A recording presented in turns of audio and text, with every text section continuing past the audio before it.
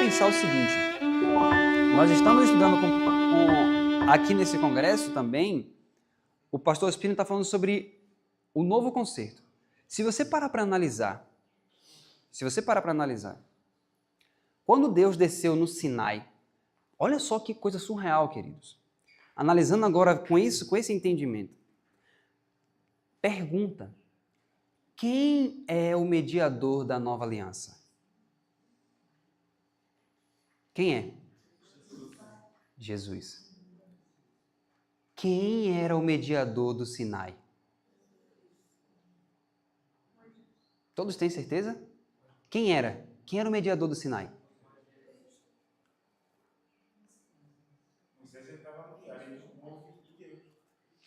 Quem era o mediador do Sinai? Você tem que falar com toda certeza. Era Jesus ou era Moisés? Metade acha que é Moisés, metade acha que é Jesus. Quem é que... Vamos lá, é porque o assunto não vai ser esse, a gente só está aqui para poder entender esse ponto. Para a gente compreender isso, queridos, vamos ver aqui, ó. Olha o que o pastor Espino falou ontem. É porque é importante a gente estabelecer esse entendimento, que às vezes a gente não faz algumas conexões na nossa mente. Veja só, vamos abrir rapidamente, porque você precisa compreender essa questão da boa semente para que ela entre e você compreendendo como é que ela faz para frutificar em você. Veja Gálatas 3 e você vai perceber uma coisa que muitas vezes passa correndo aos nossos olhos e a gente não consegue fazer a conexão. Vamos ver aqui Gálatas.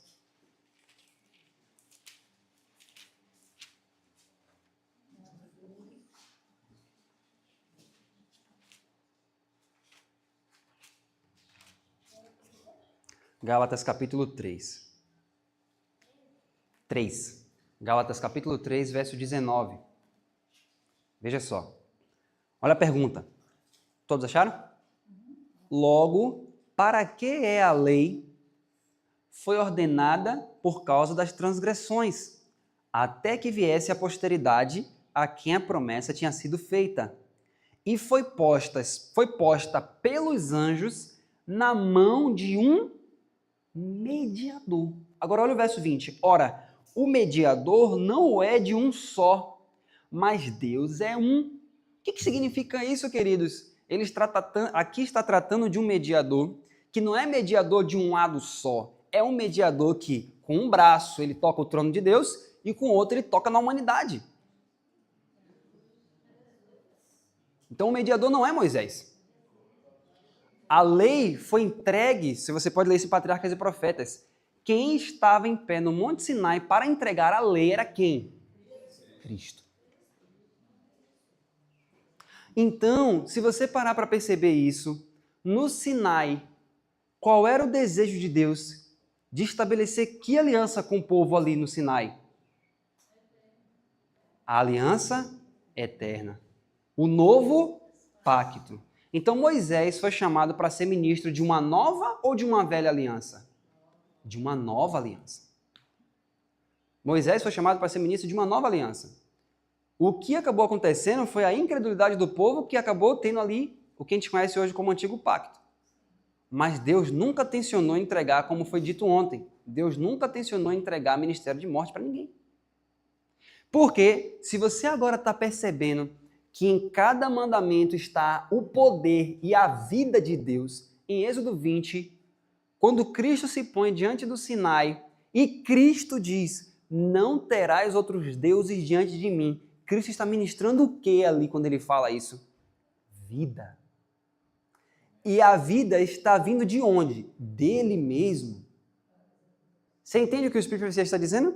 Em cada mandamento, em cada promessa, está o poder e a vida de Deus para que o mandamento seja cumprido e a promessa realizada. Então, quando Jesus está falando o mandamento, ele está outorgando vida. Vocês estão percebendo isso? Então, é isso que acontece quando você, então, recebe, é assim que você precisa receber a palavra, como sendo diretamente para você, e você está recebendo a vida de Deus através da palavra que está sendo pronunciada pelo próprio Deus. Por isso que Jesus diz, as palavras que eu vos digo são espírito e vida. Quando eu falo, a vida. Por isso que foi dito ontem a Ezequiel. Fala, filho do homem. Profetize. Profetize vida. Entende, queridos? Então, olha só. E ela continua dizendo assim, ó. Aquele que pela fé, olha essa frase final do parágrafo. Aquele que pela fé aceita a palavra, recebe a própria vida e o caráter de Deus. Meu Deus, perfeição de caráter, como é que eu vou conseguir fazer isso? Como é que se recebe? Eu tenho que alcançar um caráter como Cristo alcançou. O que é que está escrito aqui? Recebe caráter. Percebe, querido? Aquele que pela fé aceita... Por isso que em Apocalipse capítulo 12, quando fala dos vencedores, diz assim, ó, eles o venceram pelo quê? Pelo sangue do Cordeiro. E qual foi a outra coisa que fez eles vencerem? A palavra do seu testemunho. Qual é a palavra do testemunho, queridos? A Bíblia. É a palavra que gera vida. Foi por causa disso que eles venceram. Porque eles viviam perfeitamente de toda palavra que sai da boca de Deus, que é vida. Então eles receberam, por isso que Jesus diz, aconselho-te que de mim compres. Ele não disse, aconselho-te que fabriques uma veste parecida com a minha. Aconselho-te que pegues a minha veste e leve lá numa pessoa, peça para costurar uma igual à minha. Ele disse, não, receba de mim. E aquele que pela fé recebe a palavra, recebe, queridos, duas coisas, a vida e o caráter de Deus. E aí, olha só o que ela continua dizendo. Cada semente produz fruto segundo a sua espécie. Se você planta manga, você vai colher? Manga. Se você planta maçã, você vai colher? Maçã. Se você planta a palavra no coração, você colhe o caráter de Deus. Lançai a semente sob condições adequadas, desenvolverá sua própria vida na planta. Recebei na alma pela fé a incorruptível semente da palavra, e ela, a palavra, produzirá caráter e vida, à semelhança do caráter e vida de Deus. Tá claro isso, queridos? Se você receber a palavra em seu coração, ela vai fazer uma nova vida e um novo caráter. Então, lembra que eu perguntei a vocês, eu falei assim, se chegasse hoje uma criancinha e falasse assim, como que eu posso nascer de novo? Vamos ler a resposta em 2 Pedro. Eu quero nascer de novo agora de manhã, você está aí sentado, você quer uma nova vida agora, o que é que você precisa fazer? Vamos ler aqui 2 Pedro.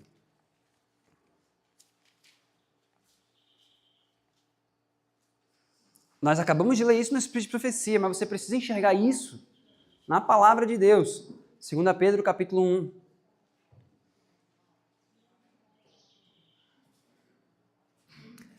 Todos acharam aí? 2 Pedro, capítulo 1? 2 Pedro 1. Diz assim, ó, verso 3. Visto como seu divino poder nos deu tudo que diz respeito à vida e piedade, pelo conhecimento daquele que nos chamou, pela sua glória e virtude, pelas quais, olha só, ele nos tem dado... O que ele tem dado para a gente, queridos? Pronto, então vamos devagar. O que é que Deus nos deu? Grandíssimas e preciosas promessas. Nós lemos em Parábola de Jesus que quando ele dá uma promessa, em cada promessa está o poder e a vida de Deus, sim ou não? Pronto, agora continue. Para que por elas quem? Pelas promessas, o que vai acontecer através das promessas? Fiqueis participantes da natureza divina, havendo escapado da corrupção que pela concupiscência há no mundo. Então esse é o primeiro texto. Nós vamos ler 2. Então, o que é que faz você ser participante da natureza divina? As promessas. Olhe para Abraão. O que Deus fez com Abraão? Tá vendo ali, Abraão? Uma coisa que não tinha aparentemente nada a ver. Olha para as estrelas. Tá vendo ali? Tô. Assim vai ser sua descendência. Amém, Senhor. Abraão, você é justo. Que? Com uma promessa foi suficiente, queridos. E Abraão recebeu o caráter de Deus. Vocês entendem isso, queridos? Então, é através das promessas que você vai recebendo e sendo participante da natureza divina. Agora tem mais textos.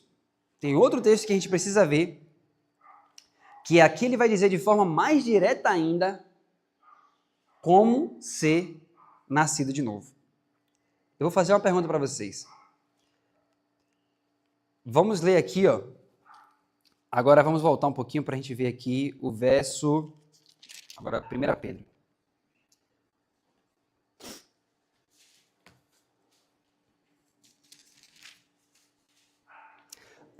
Segura um pouquinho aí, 1 Pedro. Antes da gente ler aqui, eu quero ler uma coisa aqui, que vai ser importante. Segura aí em Pedro. Eu quero continuar aqui, só para a gente ver aqui, ó. Agora que a gente entendeu que é pelas promessas que a gente recebe a vida de Deus e o poder de Deus para que isso aconteça em nós, olha o que a página 59 fala, antes da gente falar do novo nascimento. Olha o que ela mais fala. Ela diz assim, ó. Este é o que ouve e compreende a palavra. Os fariseus do tempo de Cristo fechavam os olhos para não ver, os ouvidos para não entender. Presta atenção nisso. Os fariseus fechavam os olhos para não ver e fechavam os ouvidos para não entender. Portanto, a palavra não podia fazer o quê com eles? Atingir-lhes o quê? O coração. Eles deviam sofrer retribuição por sua ignorância voluntária e cegueira espontânea. Mas Cristo ensinava aos discípulos que deviam abrir a mente para a instrução e ser prontos para crer. Sobre eles pronunciou uma bênção, porque viam e ouviam com os olhos e ouvidos crentes. Agora a gente pode entrar na questão do novo nascimento. Por que eu li isso aqui antes? Veja só. O que aconteceu com os fariseus? Eles fechavam os olhos e tampavam os ouvidos. Jesus estava ensinando, instruindo, dando promessas, explicando, mas os fariseus olhavam aquilo e o preconceito no coração fechava a mensagem. Fechava. E aí Cristo, ministrando a vida, ministrando a promessa, não conseguia alcançar o coração deles. Então a palavra não entrava. Mas teve um dentre eles que foi buscar Jesus de noite. Queridos, agora você vai entender que tudo se encaixa perfeitamente. Olha o contexto, olha o que a parábola de Jesus diz. Os fariseus faziam o quê? Tampavam os olhos, fechavam os ouvidos, para não ver nem entender a palavra. Mas um dentre eles, e aqui está dizendo que Jesus não conseguiu alcançar o coração deles, eles não conseguiam ser transformados, por quê? Porque eles não entendiam a palavra que Jesus falava. Mas um só, olha que coisa fantástica, um só foi buscar. Quem era esse? E qual foi a conversa? Olha que coisa, gente. Qual foi a conversa que Jesus teve com ele? Você vai ver que está diretamente relacionado com essa parábola. Qual foi a conversa que Jesus teve com ele? Nós vamos ler só essa parte, e aí você vai perceber a relação direta com o novo nascimento. Veja só, João capítulo 3. Vamos ler juntos, vale a pena a gente anotar. Que coisa fantástica, a gente vai ver. Oi. 59. Página 59. Vamos ver aqui um detalhe maravilhoso, queridos. João capítulo 3. João 3.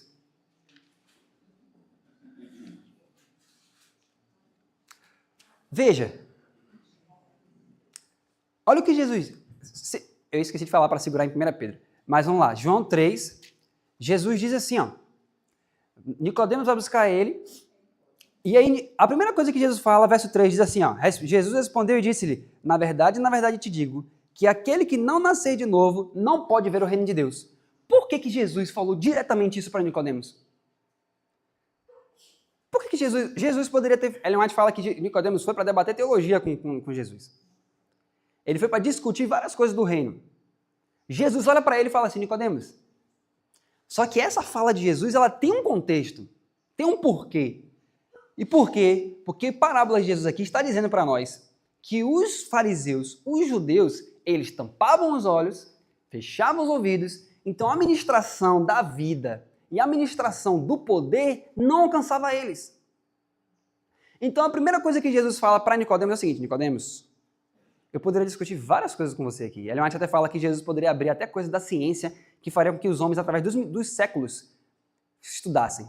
Ela falou, mas ele nunca fez isso. Aí ele olhou para Nicodemos e falou assim: Nicodemos, só tem uma questão que você precisa fazer, que é o primeiro de tudo. Você precisa nascer de novo. Nicodemos entende essa palavra?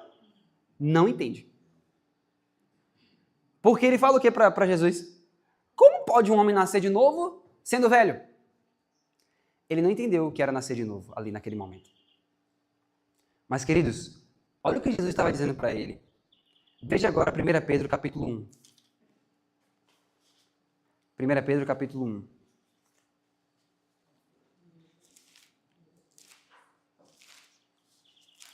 Pedro, capítulo 1. E olha a questão da boa terra. Queridos, isso é tão fantástico. Jesus, ele foi tão maravilhosamente sábio que ele lançou a semente em Nicodemos ali. E você vê que em Nicodemos frutificou a 30, 60 e 100 por 1. Porque se você for olhar o relato final da vida de Nicodemos, até a riqueza que ele tinha, ele entregou tudo por Jesus. Mas Jesus soube dar a lançada certa naquele solo. Porque a primeira frase que Jesus deu para ele foi essa. Só que aí o que acontece? Quando você vai para 1 Pedro capítulo 1, olha como que acontece na prática o novo nascimento. Meu Deus, eu quero nascer de novo.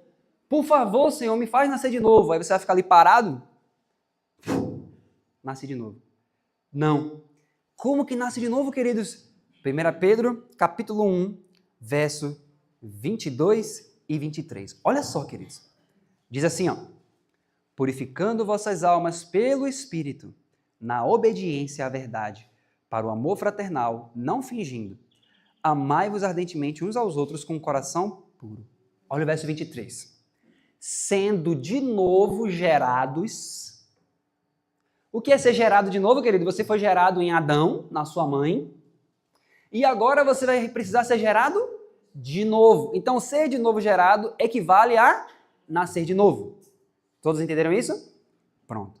Sendo de novo gerados, agora olha o que continua, não de semente corruptível, mas da incorruptível, pela palavra de Deus, viva e que permanece para sempre. Então, qual é o meio que faz você ser gerado novamente? Quando você recebe a promessa, a palavra. E a palavra lhe faz nascer de novo. Você percebeu que quando Deus falou para Abraão ali, Abraão, quando ele creu, a Bíblia poderia dizer, e nasceu Abraão de novo. Vocês percebem isso? Então, por isso que quando a semente cai em boa terra, queridos, ela desenvolve frutos. Isso é maravilhoso, a gente poderia ficar um tempão só nisso aqui. Agora eu vou passar isso aqui para a gente poder ver que tem muitos detalhes ainda para a gente ver, e pouco tempo. Os ouvintes comparado à boa terra, tendo ouvido a palavra, conservam-na. Agora, olha só, quando você conserva a palavra de Deus no seu coração, olha o que está escrito que acontece em relação ao inimigo. Os ouvintes comparados à boa terra, tendo ouvido a palavra, conservam-na. Satanás, com todos os seres infernais, não a poderá arrebatar. Não basta simplesmente ler ou ouvir a palavra. Aquele que anela que as escrituras lhe sejam úteis, precisa meditar sobre a verdade que lhe foi apresentada. Muitas pessoas se perguntam assim, meu Deus, mas eu já fui para tantos congressos, já ouvi tantas mensagens, já estou na igreja há tanto tempo, mas não consigo, a palavra parece que não entra, eu vivo a mesma vida, eu caio nos mesmos pecados. Por quê, queridos? Quando Jesus ressuscitou, que ele estava ali na estrada, no caminho de Emaús com aqueles discípulos, o que foi que eles disseram que aconteceu com eles? quando Jesus começou a explicar a palavra, eles disseram que eles sentiram o quê? Mas o que é arder o coração segundo a palavra de Deus? Você já parou para pensar nisso? O que é arder coração? O que é coração pegar fogo? Isso está no Antigo Testamento. Alguém já viu isso no Antigo Testamento? Ou aquilo foi algo novo? Nunca visto. O que é isso, queridos? O que significa isso? Quem lembra? Quem já viu isso? O coração começar a pegar fogo. Significa o quê, queridos? Quem lembra? Sim, mas alguém lembra de algum verso na Bíblia? Alguma coisa que faça referência a isso? Se ninguém lembrar, a gente vai abrir agora. Pode abrir? Vamos abrir Salmo 39. Salmo 39.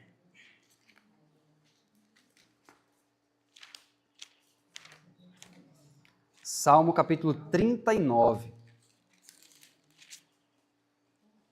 E aí você vai perceber por que hoje, qual o problema da igreja brasileira e mundial. Nós vamos falar igreja brasileira, não só adventista, mas igreja, no contexto de cristianismo.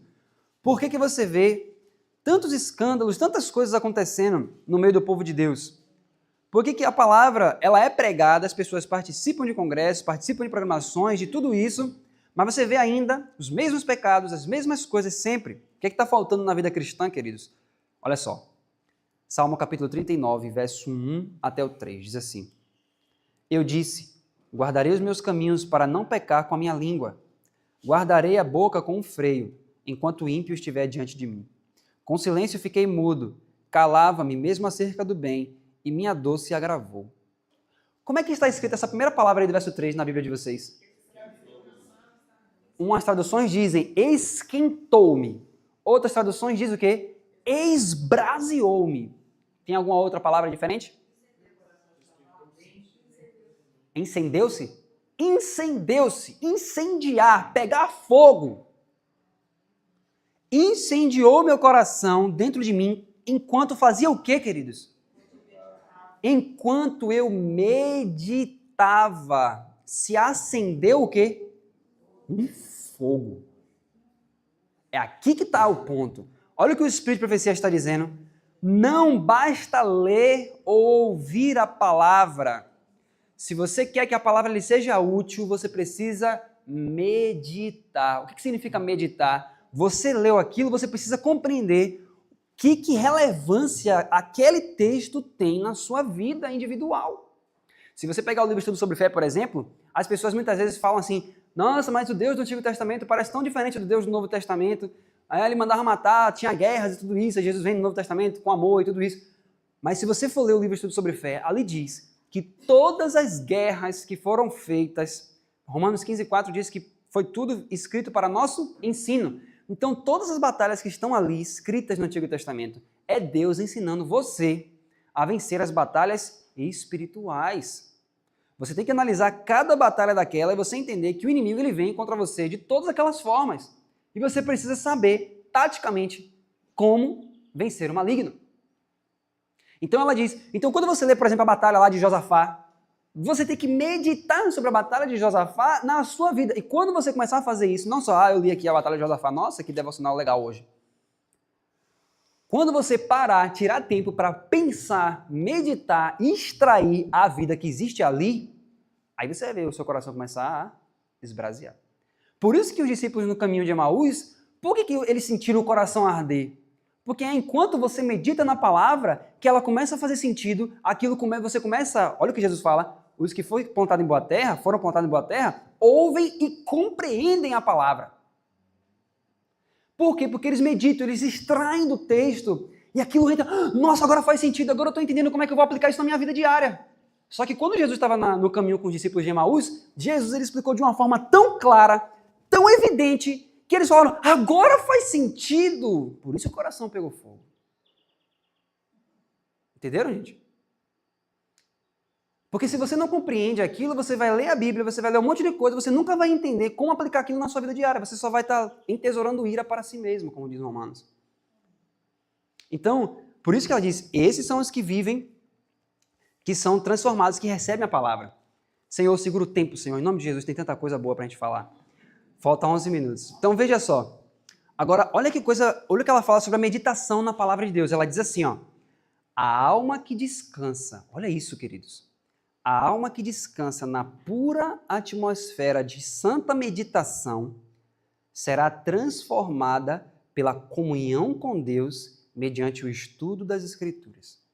Ela chama isso de uma atmosfera pura e santa. Lembra daquela oração? Eleva-me a uma atmosfera pura e santa. Qual é a atmosfera pura e santa? A atmosfera de santa meditação na palavra de Deus. Então, quando você ora assim, eleva-me, Senhor, a uma atmosfera pura e santa, onde as ricas correntes do teu amor possam fluir por minha alma. Você está dizendo, em outras palavras, me ajuda, Senhor, a continuar meditando em sua palavra, estudando sua palavra. Ellen White fala que nós devemos agir de acordo com nossas orações. Não adianta você falar bonito para Deus. Você memoriza até a oração. Senhor, toma meu coração, porque eu não posso te dar. É tua propriedade. É ou não é? Você pode até meditar. Agora, você precisa agir de acordo com essa oração. Que atmosfera pura e santa é essa? O Espírito ele diz. Então, quando você orou de manhã cedo, você tem que ter um momento seu com as Escrituras. Aí você está sendo elevado a uma atmosfera pura e santa. E aí ela diz assim, ó, olha que coisa linda.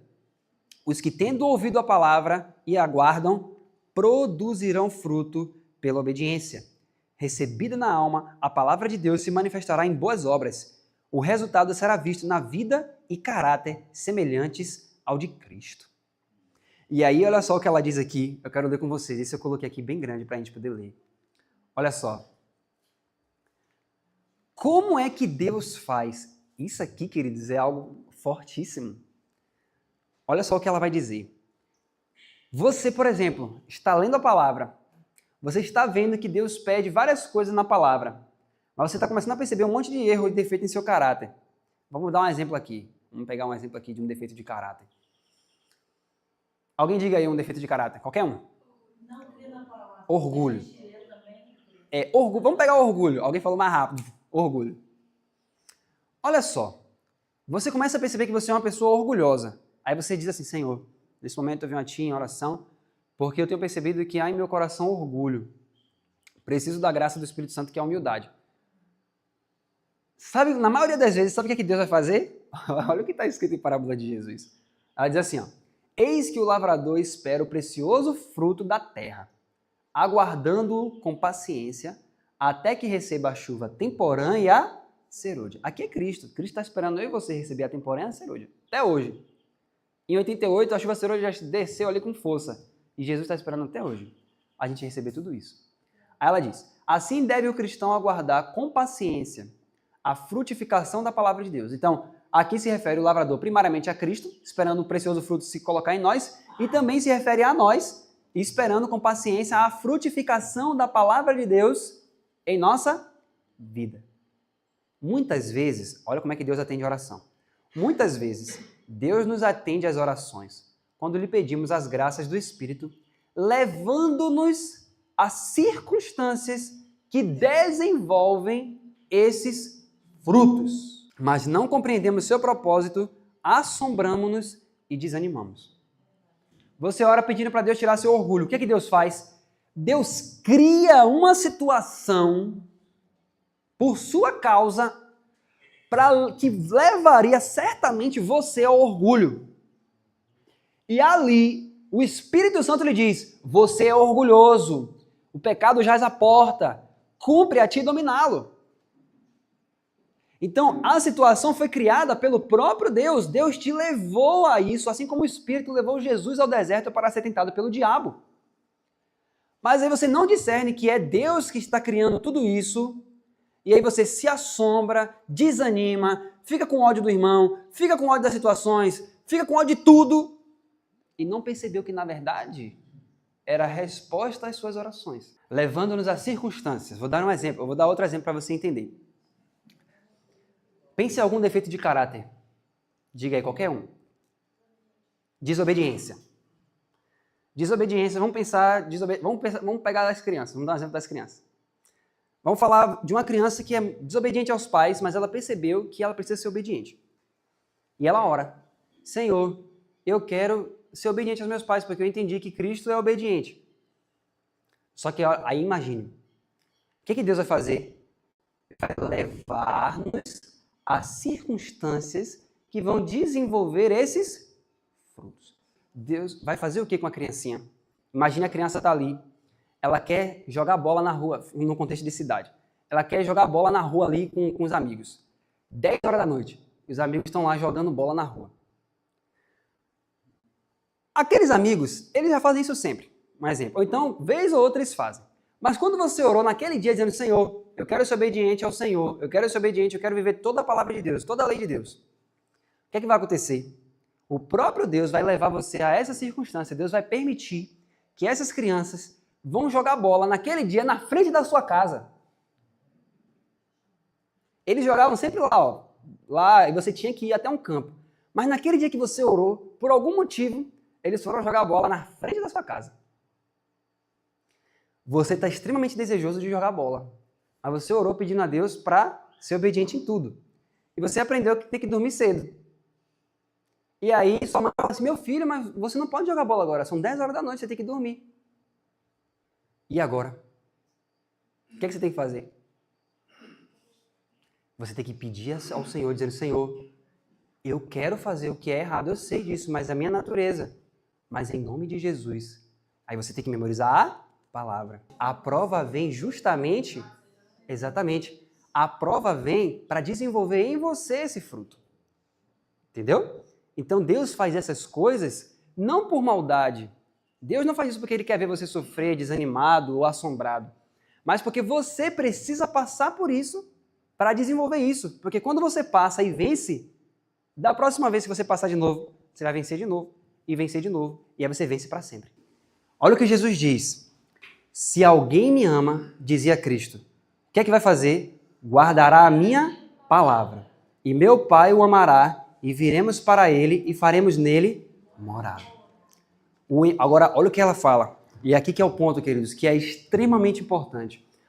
O encanto de uma mente mais forte e mais perfeita pairará sobre nós, pois temos ligação viva com a fonte do poder duradouro. Em nossa vida religiosa, seremos levados em cativeiro a Jesus Cristo. Olha o que o Espírito de Profecia está dizendo. Você vai ser levado como um escravo a Jesus Cristo. Porque você está guardando a palavra de Deus. É como se Deus pegasse você, algemasse e levasse para Jesus. Isso é ótimo? Isso é mais do que ótimo. Eu anseio por isso. Então, ela diz, não mais viveremos a comum vida de egoísmo, mas Cristo viverá em nós. Como é que Cristo vive em nós? Se alguém me ama, guardará a minha palavra, meu Pai o amará e viremos para ele. Quando você guarda a palavra, a divindade desce e mora em você. É assim. Já parou para pensar? 1 Reis 8 fala que nem os mais altos céus podem conter o Senhor. E nessa habitação de carne, Jesus disse, não vou só eu não. Meu Pai também desce para morar. Que isso, gente. E aí ela diz, ó, seu caráter será reproduzido em nossa natureza. Desse modo, produziremos os frutos do Espírito Santo. Um a 30, outro a 60 e outro a 100 por um. Aí eu lhe faço uma pergunta. Se você fosse pensar nessa escala, veja que Jesus divide em 3 partes. Um a 30, outro a 60 e outro a 100. Se lhe perguntassem hoje, qual das 3 classes você gostaria de participar? Um a 30, outro a 60 e outro a 100. Você gostaria de participar de qual dessas classes? Todas essas classes são salvas, então? Todas essas classes receberam a semente. A semente está frutificando, mas uma frutifica a 30, outra frutifica a 60 e outra frutifica a 100. O que a gente precisa entender é por que em alguns vai frutificar a 30, por que em outros vai frutificar a 60 e por que vai ter gente que vai frutificar a 100. Tem alguma coisa aí. Vocês percebem? Se você vai, vamos pensar na agricultura. Se eu vou para o solo ali, planto milho, adubei, fiz tudo, peguei esterco, tá tudo pronto. Na hora da colheita, tem um milho desse tamanho, produzindo, tem um milho desse tamanho tem um milho desse tamanho. Os 3 estão produzindo. Mas o que fez que esse daqui fosse lá em cima? Tem alguma coisa, tem ou não tem? Tem alguma coisa. Por que Jesus disse que vai haver pessoas que vão frutificar sim, mas vão frutificar a 30? Vai ter gente que vai frutificar também, mas vai frutificar mais do que esse de 30. Vai fazer quantos por um? 60. E vai ter outros que vai frutificar a 100 por um. Olha só, queridos. Eu quero ler aqui que a gente vai ver o porquê disso. Por que, queridos, isso? Olha só. Eu até escrevi aqui para eu nunca deixar de compreender isso aqui. Ó. Olha só. Ela vai dizer assim, ó. Olha só, anota aí, ó, página 55 de Parábola de Jesus. O entendimento começa aqui. Olha o que ela vai dizer em relação à nossa vivência espiritual. Isso aqui é tão sério, queridos, mas tão sério, que você precisa meditar nisso hoje. Olha o que ela fala, ó. Ela diz assim, começando da página 54, ela diz assim, ó, a prossecução de prazeres e divertimentos centraliza-se nas cidades. Muitos pais que escolhem um lar na cidade para os filhos, pensando dar-lhes maiores vantagens, são desapontados, mas demasiado tarde se arrependem de seu terrível erro. As cidades de nosso tempo tornam-se depressa como Sodoma e Gomorra. Os divertimentos excitantes, corridas de cavalo, jogos, bebidas alcoólicas, banquetes e orgias excitam ao extremo todas as paixões. Então ela está dizendo o seguinte, o que mais existe hoje é o quê? Tentações, teatro, divertimento, jogos, orgias, bebedices, glutonarias, tudo isso. Aí digamos que você participa disso, hoje.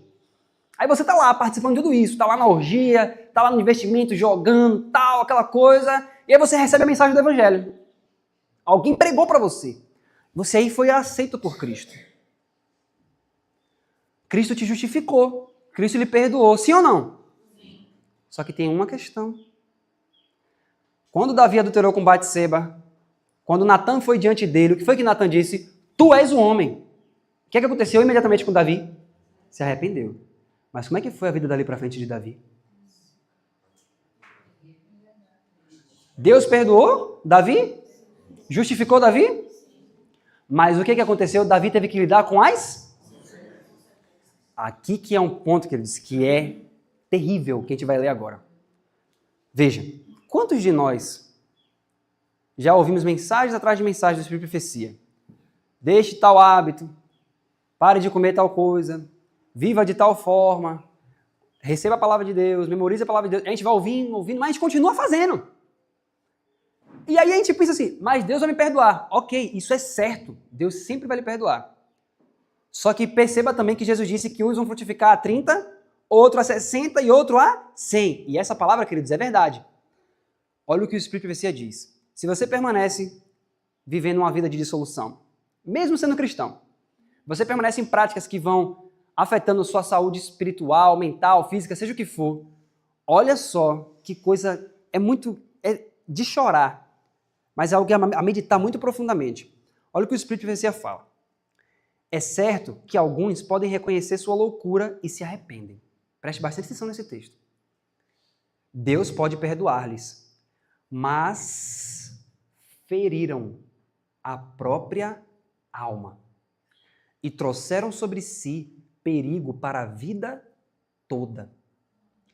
O poder de discernimento que deve ser conservado, sempre aguçado e sensível para distinguir entre o bem e o mal, é em grande parte destruído. Não reconhecem imediatamente a voz admoestadora do Espírito Santo, nem discernem os ardis de Satanás. Muitas vezes caem em tentação no tempo de perigo e são alienados de Deus. Aí ela está falando de pessoas que já se arrependeram, que já aceitaram Cristo, mas por condescendência durante toda a vida, as sensibilidades foram sendo destruídas. E ela fala que muitas dessas perdas, ela fala assim, ó, nem a eternidade ressarcirá. Parábola de Jesus, página 55.